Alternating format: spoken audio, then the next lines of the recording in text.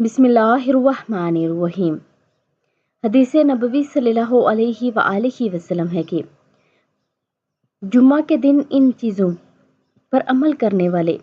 پورے ہفتے کے گناہوں کا کفارہ کرتے ہیں۔ جس نے جمعہ کے دن غسل کیا اور جو اچھے کپڑے میسر تھے وہ پہنے، خوشبو اگر اس کے پاس تھی تو وہ بھی لگائی، پھر وہ نماز جمعہ کے لیے حاضر ہوا اور اس کی احتیاط کی کہ پہلے سے بیٹھے ہوئے لوگوں کی گردنوں کے اوپر سے پھلانگتا ہوا نہیں گیا، پھر سنتوں اور نفلوں جتنی رکعتوں کی اللہ تعالیٰ نے توفیق دی وہ پڑھی، پھر جب امام خطبہ دینے کے لیے آیا تو ادب اور خاموشی سے اس کی طرف متوجہ ہو کر خطبہ سنا، یہاں تک کہ نماز پڑھ کر فارغ ہوا، تو اس بندے کی نماز اس جمعہ اور اس سے پہلے والے جمعہ کے درمیان کے گناہوں اور خطاؤں کے لیے کفارہ بن جائے گی۔ تو آپ سب بھی اس پر عمل کریں، اور اگر ویڈیو اچھی لگے